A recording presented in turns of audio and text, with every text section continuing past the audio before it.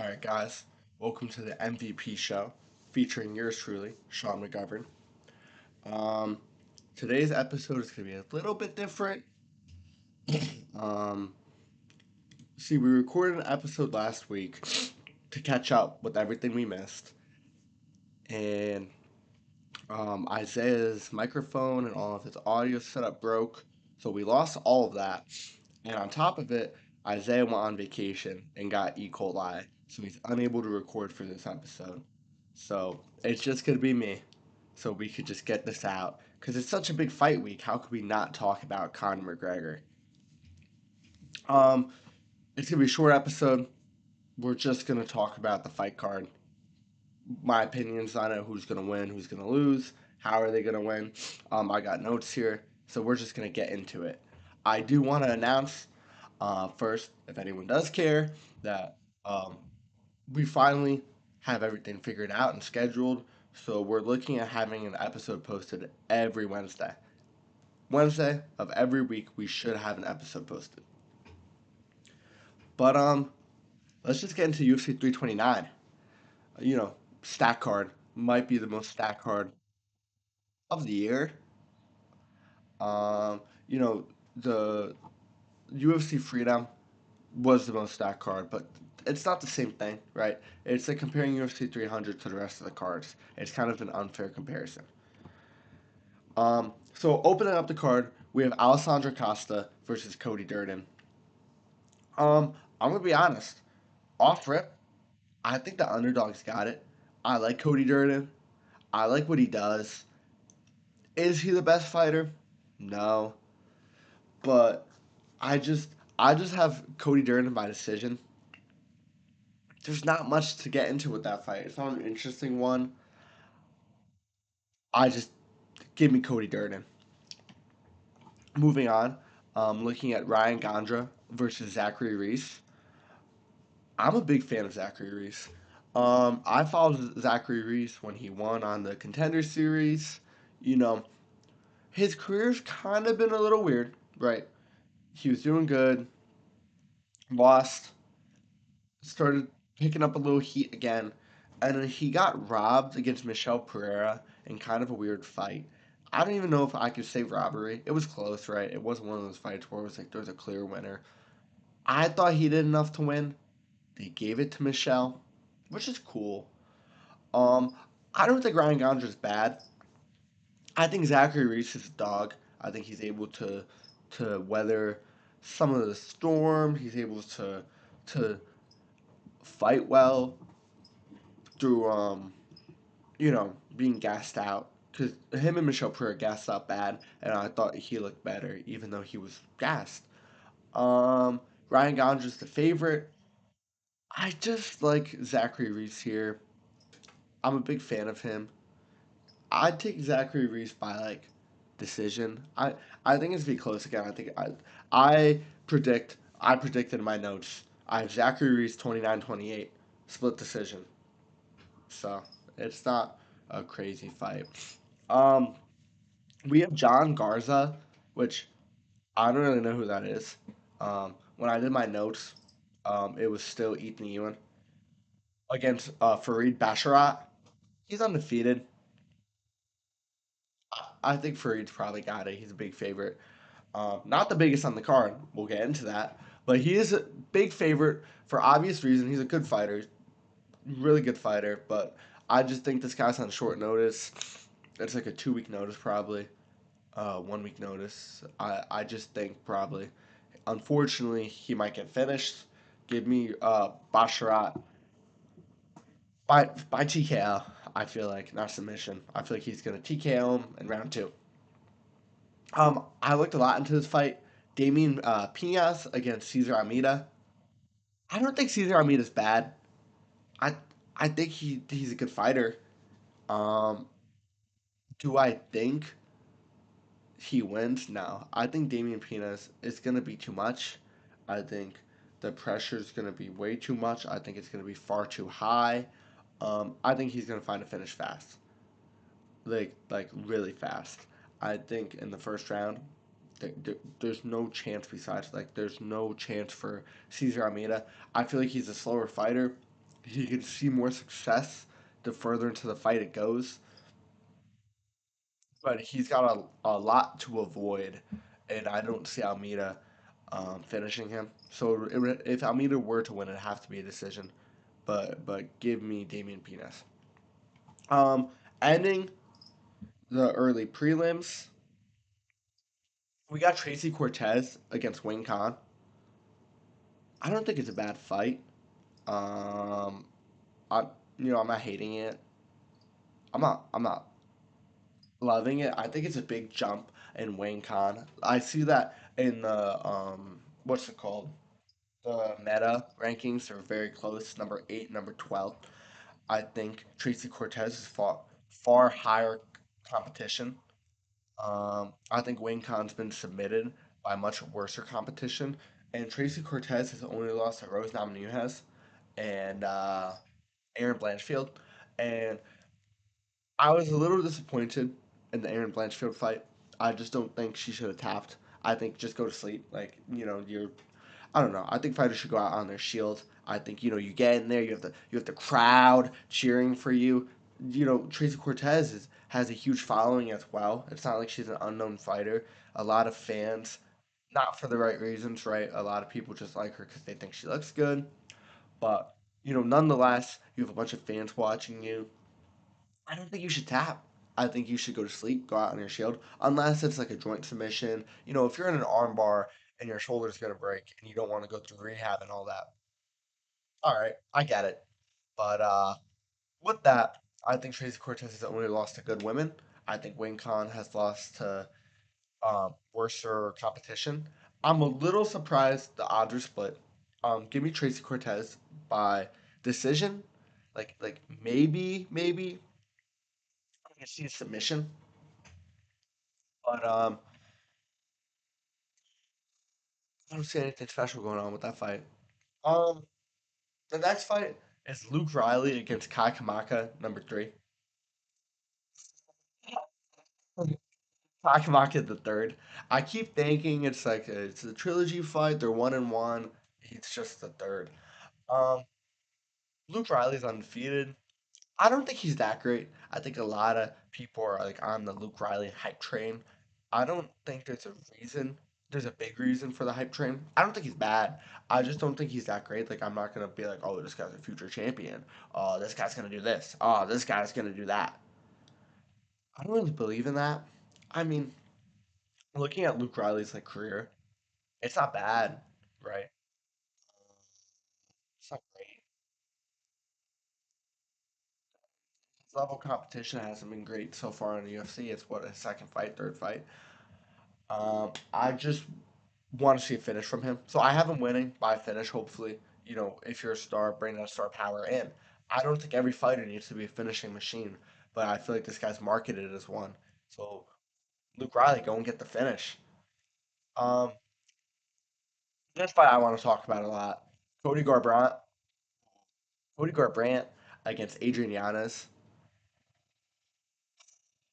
It's like it's kind of like a heartbreaking matchup.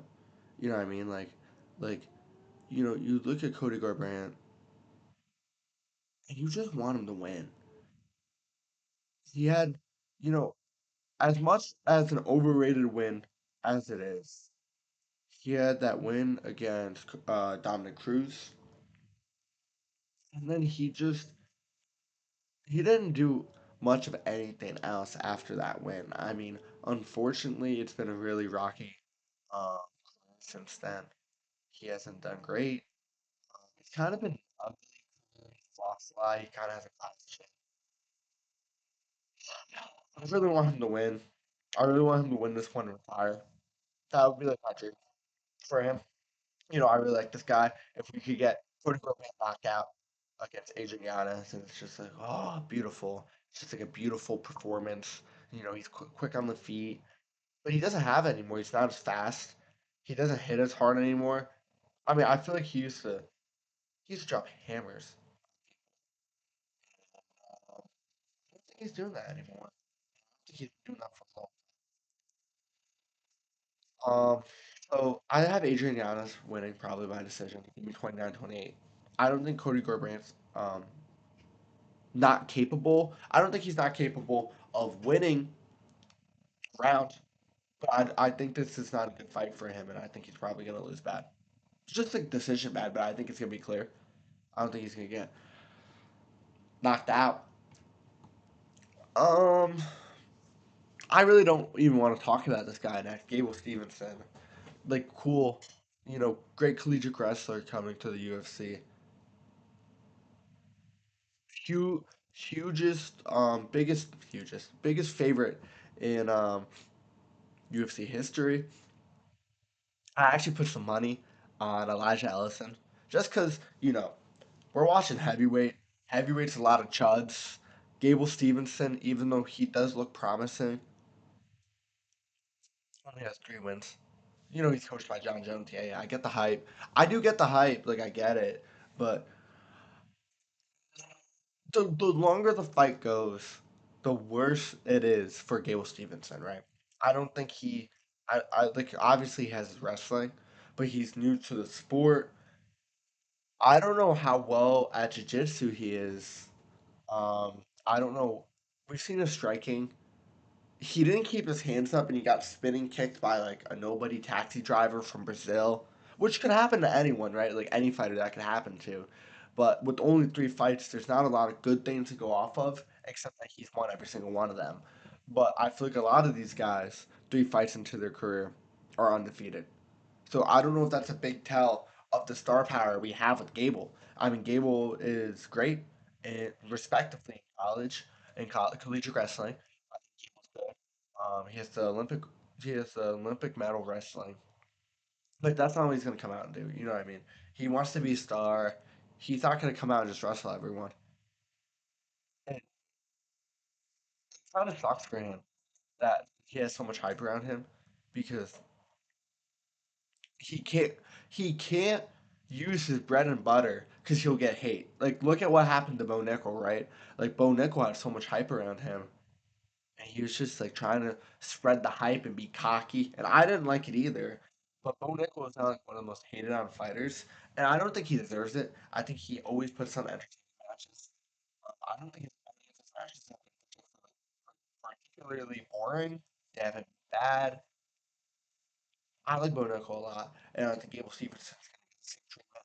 If he wrestles, he might get a little bit of hate, especially at heavyweight, where there's not going to be scrambles. There's not going to be guys trying to get up off the floor from him. It's just kind of going to, it's going to be like sad matchups almost, where it's just like the guy doesn't try, and that's gonna suck to see. I hope he could get a knockout. That overhand he had on the his last fight, I believe he threw the overhand and went for the takedown at the same time, and the guy was already knocked out. That looked great. He looks fast. He looks fast. I don't know if he looks powerful. I don't know if he looks powerful or he's just a heavyweight. You know what I mean? I don't know anything about his, but I probably would take Gable here. But I put a little bit of money on Elijah Ellison just in case. Um, this matchup, this next matchup, is sad. Um, it's just Nikita Krylov. It's Nikita Krylov against Robert Whitaker. And listen, I'm a huge fan. Like he's in my top 10 favorite fighters ever. Maybe right outside the top five. I'm a huge fan of Bobby Knuckles, and I think skill for skill, Bobby Knuckles is way better than Nikita. The country betraying, the country swapping. He's Ukrainian, but he goes to Russia. Krylov. Um, the weight's too much. I don't think Bobby Knuckles should go up to 205. This guy started fighting at 170, and I feel like he was a little bit chinny at 185. And I don't think it's the weight cut. I think Bobby is just a little bit chinny when it comes down to it, which is fine. My favorite fighter, Volk, he's a little bit chinny, but he gets hurt, but he has the best foot, some of the best footwork we've ever seen, some of the best defense. Robert Whitaker, as much as I love him, he's not on the level of Volk. I like him being a favorite here because I do think he could win. Uh, I don't think he's a big finisher. I don't think he's gonna get a finish. I would love that, but he already didn't. I already feel like he didn't have really that much power at 185, and now we're fighting at 205. So it's gonna feel like little like pillows on his hands. But I think Robert Whitaker could come out with the 30-27, 29-28 win. Um, Now going on to the main card, all these main card fights are beautiful, by the way. Beautiful. They're extravagant. Like let's get all the glaze on them. Just cover them in glaze. Like they deserve it all. But let's get into it. We got King Green against Terrence McKinney, and if Isaiah was here, he'd be like, oh, Bobby Green's hot. He's the hotter guy, and yeah. I really like the odds in this fight. I think it is 50-50. It really comes down to can the chinless King Green out outlast 2 minutes? Can he make it past 2 minutes without getting chinned? Because I think if he does, McKinney will gas out. I think King Green wins, and I have King Green winning because I think King Green will be able to put on one of those types of performances where where he could hit without getting hit, and he could kind of move out of the way and pivot with his hands down and kind of maybe catch him in some awkward spots because we know McKinney loves to go for the finish. We know McKinney loves the firefight and he just wants to throw down and kill you. And I love McKinney and I love King Green and I think King Green will just be able to I'll matador him the, or whatever the word is. But I think he'll be able to wave the little red flag and move out of the way and land some good punches. I think King Green could get a TKO in round two if Terrence McKinney gasses. But I think Terrence McKinney, or I mean King Green, has to watch out for Terrence McKinney's grappling.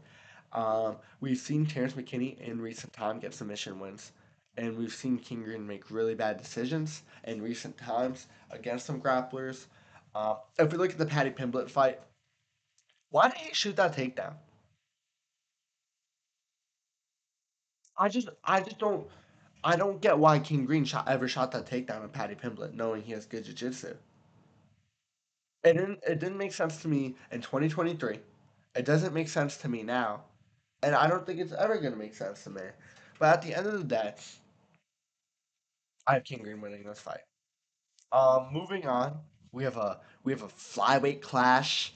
Brandon Royval against Lonier Kavanaugh. Great fight, great matchmaking. It almost brings like nostalgia back to Royval against Van. We know Royval's gonna be in that dogfight. We know Royval's gonna use his boxing and not shoot takedowns. And I think we know Kavanaugh's gonna want to box. He just want to boxing. And I can see Kavanaugh trying to mix it up if it gets too much. I don't hate that. I'm not against wrestling. I'm not against grappling. I'm not one of those guys. The sport's MMA. I like it. Grapple more. Maybe a little bit, but it depends who you are and it depends how you do it, right? Like I don't want you just to sit on top of someone, but if you're actively going for something, do it. But I think Lonier Kavanaugh, he's a hotter guy. Uh, he just has a bunch of momentum behind him.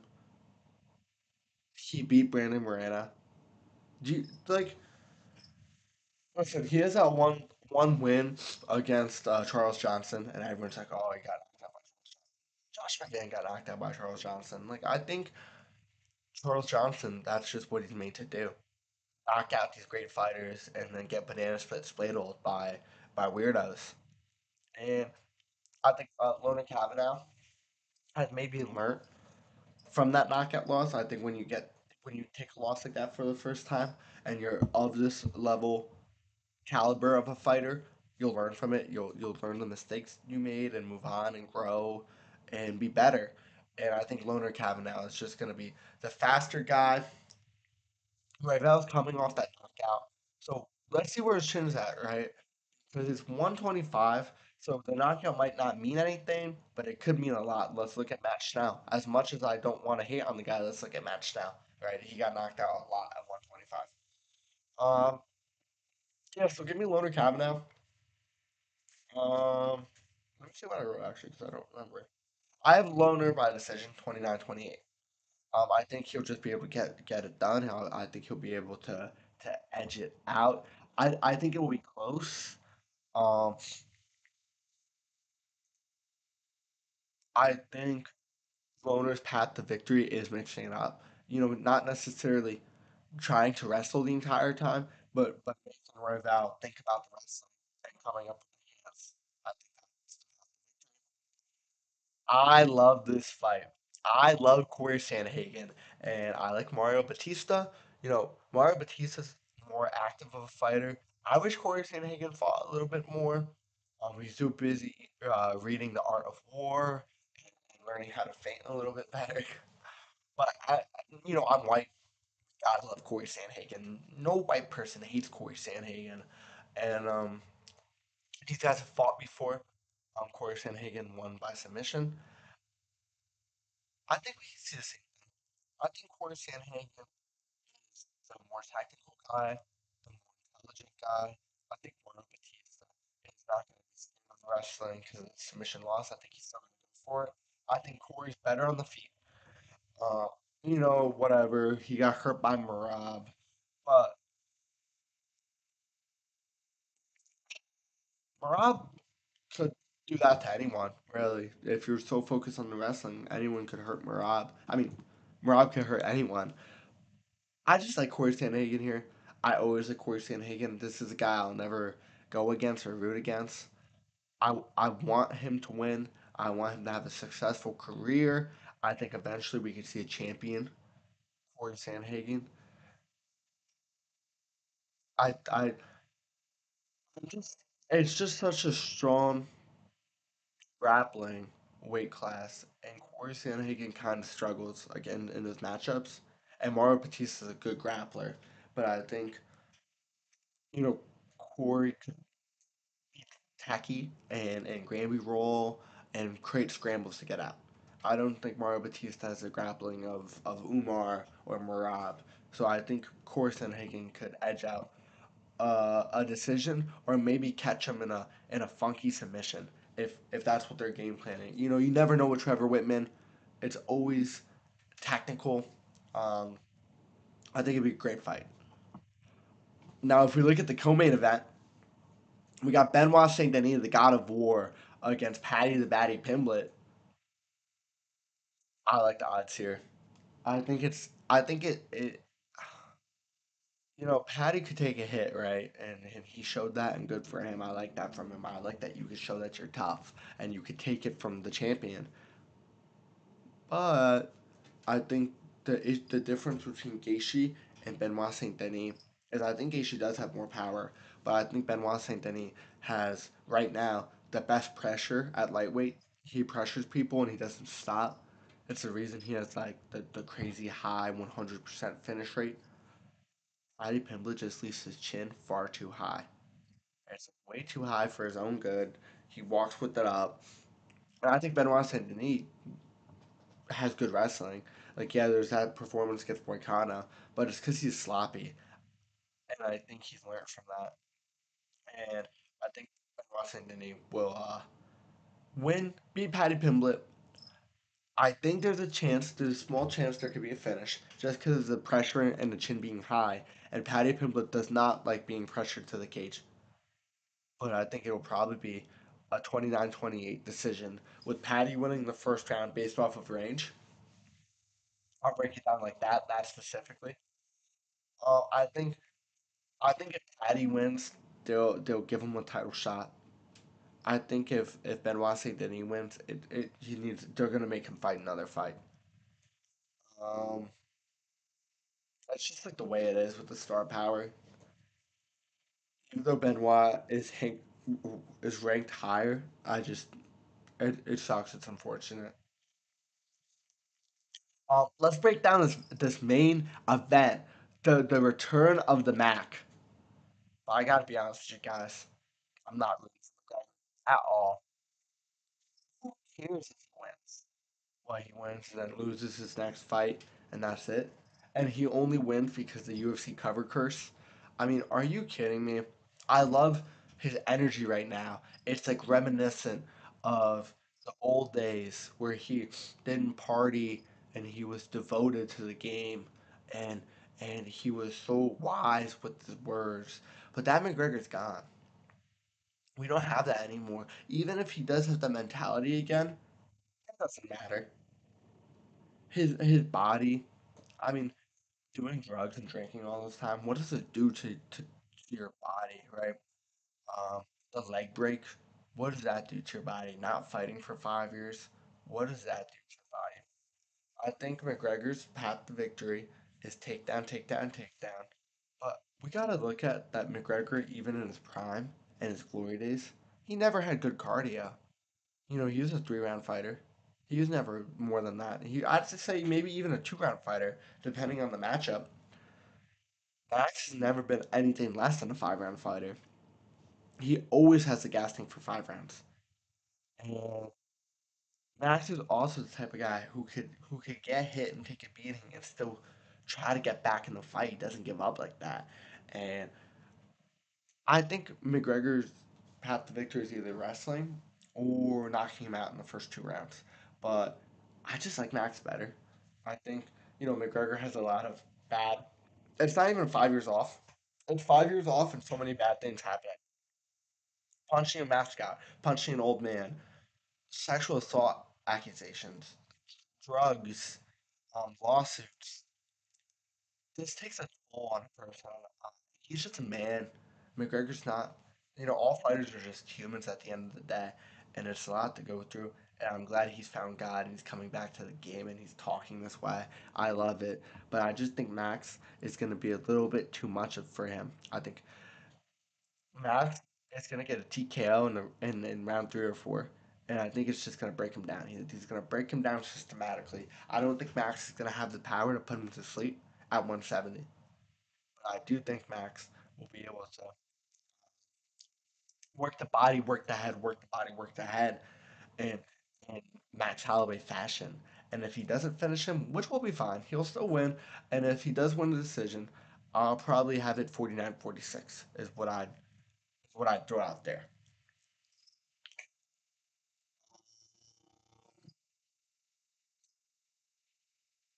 That's it, guys. Like this is a short episode. I'm just going over the card. I'm sure it was a little boring because there's no Isaiah. He'll be back next week. We'll argue. We'll do all that next week. Wednesday, we'll have the episode posted Wednesday, talking about the events of this card as well as the next upcoming card, and we'll have a hot take of the week again. And we're also talking about bringing some guests onto the show, seeing if other people want to join in sometimes. And we'll see where we could go with that and how we could grow and how we could get a bigger fan base. Thank you guys for tuning in. I appreciate it, and I'll catch you guys next time.